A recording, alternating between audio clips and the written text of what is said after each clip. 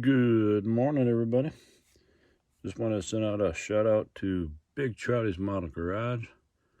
Got a cool looking shop card here, got it in the mail last week. Haven't done so yet, stop on by his channel and subscribe to him and say hey. With that in mind, today we're going to be doing a little bit of the more work on the sectioning job. Got it kind of laid out here. Oh, them darn squirrels again. Tried to sell my projects off. Get that out of there. All right, when we last left off, we were kind of left here where we've got a few pieces of the body. And yeah, the squirrel's kind of messed up and cut this a little wrong. Well, okay, maybe not the squirrels, but you know. But today what we're going to be doing is we're going to put this back together again. Fill in our gaps where I measured wrong, cut wrong, whatever. Easy thing to do. Easy thing to fix. We'll take care of it. That's why I always save my cutouts, the scrap pieces. These scrap pieces, if you do make a little blunder like this, are nice to just cut it, lay it in there, and super glue it in place, and then fill it, and then you can sand them down. Depending on, the resin, for those of you who don't know, the resin is pretty easy to work with, easy to sand down. If you glue these pieces where they stick out away from the body a little bit more, a lot of times you can sand them down smooth and you don't really need a whole lot of putty on them. You can get by with filling them in pretty easy. But we're gonna get the super glue out here and we'll start gluing this little thing back together again. Sorry if I sound a little gravelly today. I got a drainage going on again. I don't know if I got allergies going again, or I'm probably pretty sure I do,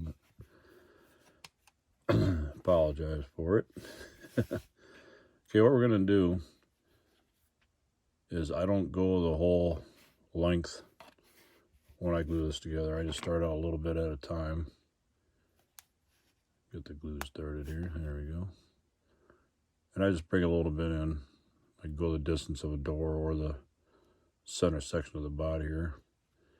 You don't want to go too much because then you run the risk of trying to fight to get everything to line up all at one time. Not always easy. Now what you can do is you can set this together and super glue it.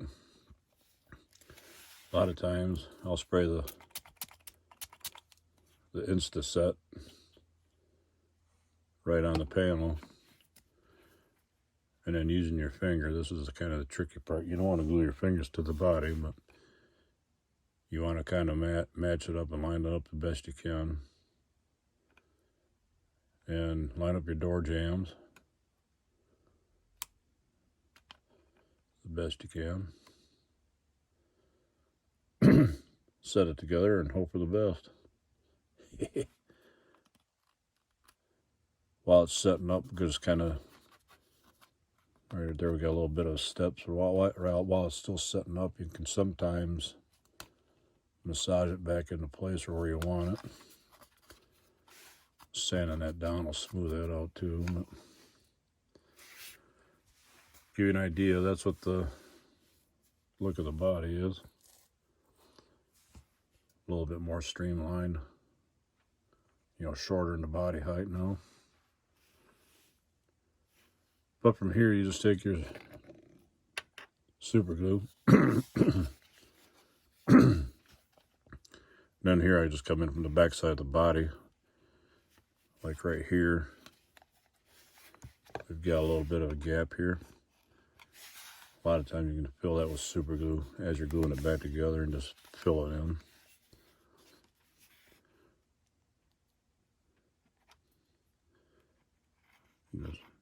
I'm not too cautious or clean when I do the super glue. You want a little bit extra on there, that way you've got a good solid bond behind it. You got to try to hold these two to where you get things to line up.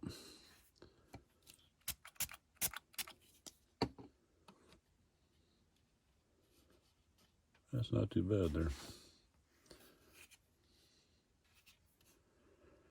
But you just keep doing that. Work your way all around the body.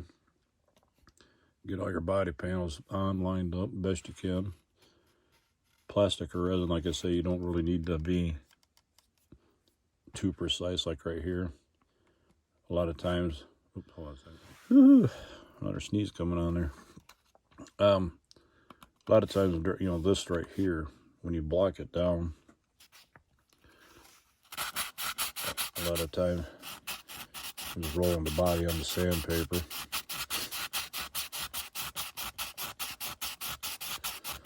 The reason why I roll it is you're covering the whole contour, that rounded edge of that body. If I was just to sit here and sand on one spot like this, then I'd have a flat spot on the body. By rolling it like this, you're taking off the whole, you're keeping the contour in the body and you're taking off what you need to. That way you don't flat spot the body.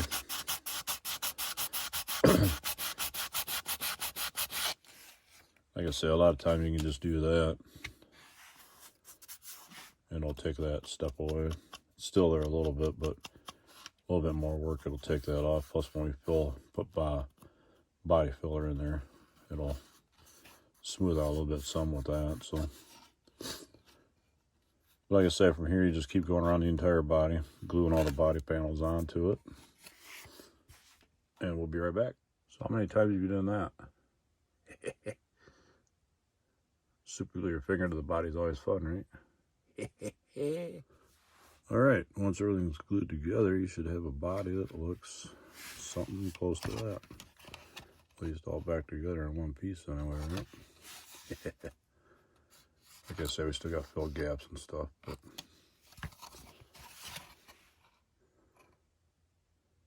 and this car is going to get the rear window reworked.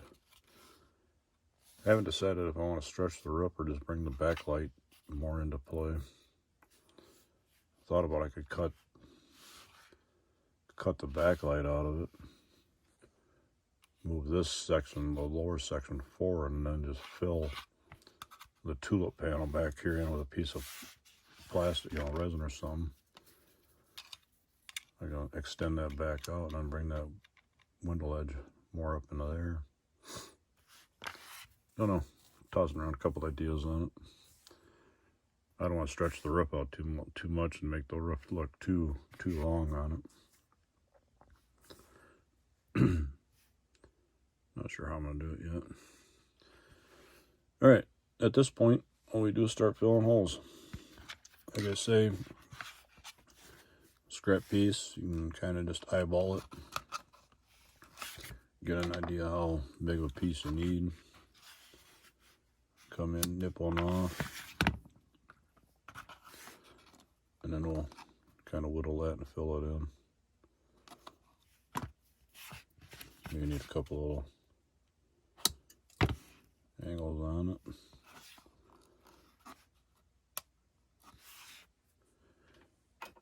If you really want to get idea on it, you can always just mark it off too a little bit. Oop. Bumping my camera here. Been using my new suspended tripod type idea here. Working out pretty good so far. My son picked me up when I started doing all the, that was kind of my big hang up with starting a channel. My son was trying to push me into getting this stuff going, and well, what's stopping you? He asked me. I don't have money to buy a tripod. About a week and a half later, a tripod showed up at my door. I'm like, trying to give me a hint, huh? He wrote back, yup. So, since then, I've been working with tripods, and I found out that the easier they are, and so they're not quite all in the way, the better they are to work with, what have you. But right now, my daughter's ended up using that, the tripod that he got a lot when we do her videos for her channel. And I've been kind of adapting new ones down here. That way they're just out of the way to where I can reach in and get to something. And right now I can work underneath, totally underneath the camera and not bumping it like I used to. That way I don't get all you guys seasick too much. Bumping the camera. And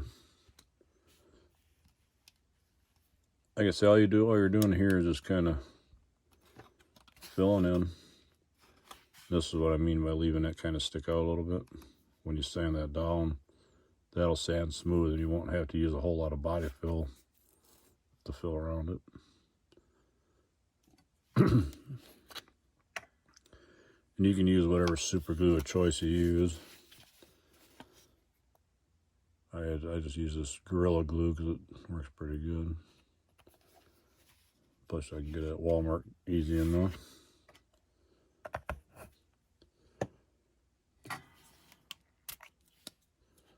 This Instaset.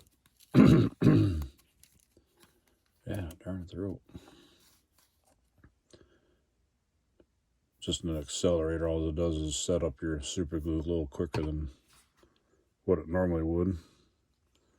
Accelerates the bonding rate of it, whatever you want to call it. But that's what the front fender looks like once it's filled in. A little bit of a gap back here we'll fill in too.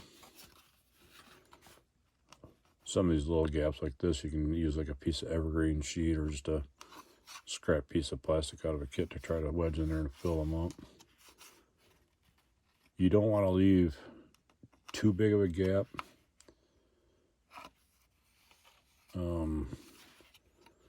Something like these gaps you want to fill in with actual plastic or resin. A gap like this you can usually get by with super glue and still have a good bond on it. You just don't want to try to fill a gap like this with super glue. You won't have the strength there to hold the stuff together when you're sanding it and working on it. Let's see what else. Like this gap here I filled with super glue. Now that should hold up right because I'm going to come into the backside and probably reinforce it from the backside a little bit. You don't want to reinforce it in an area where, like in here where your tire is going to sit. You don't want to get this body any thicker coming inward than what you want or what it is, because then your tire won't fit up inside of it. But if you came from like here back to here, this area here you can reinforce all day long because there's nothing up in there that's going to interfere with it. And that's what I'll do is I'll come in here and reinforce this. Just take a chunk of resin and just glue it in place. And that just adds a little bit more rigidity to this line. That way if you're sanding on it, you don't run the risk of snapping the body off there.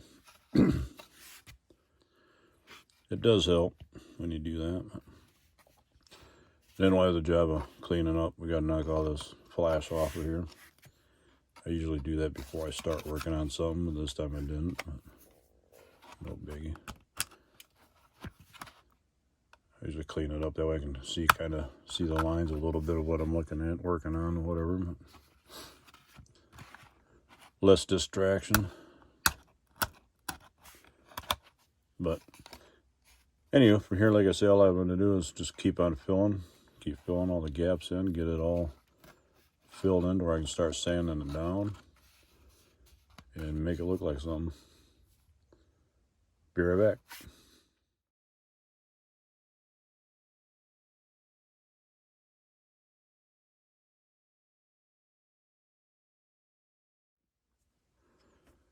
And there it is.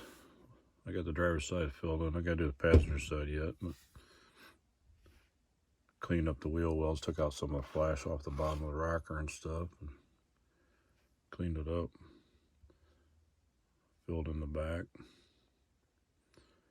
Pictures that I shot, they're going to be ahead of this, but shows this area like here I've overfilled it. Same with here. And then I sanded them down. You can see how they come in. They fill in pretty nice. Uses little to minimal body filler that way when you're puttying it and sanding it and trying to float everything out. Well, that's that. From here, I'm going to probably end it here for the day. We'll do another video on it here in a few days, maybe a week, whatever. We'll follow up on it. We'll get everything filled in, get it to where it's all in one piece, and we'll start working on that back window a little bit, maybe move it forward. I think I'm trying to kind of lean toward that. I don't know. I might cut that roof and move it back too. Who knows? I just like that shortness of that side window. I don't want to make this area here look too long. Stretching that out. I don't need to come back very far. Bring that roof back about 1/4 of an inch would probably be good, but then you're talking moving that window opening back to about here. Just going to make that window opening look really long. Just trying to stay away from doing that. Keep it proportioned a little bit. Then again, by moving this forward, it's going to make that trunk look long too. But, whoops. I have to play around with a couple ideas. Either that or I'll cut them both, move them both half the amount. Move this in and then move the roof back to kind of meet each other in the middle.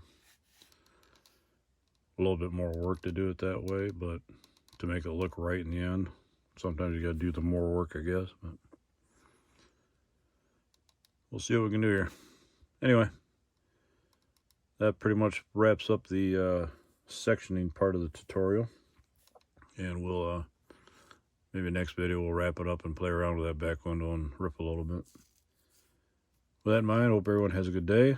Take care, be safe, and stay cool if it's hot in your area. Stay warm if it's not. And take care, everyone. Have a good one. See you in the corner.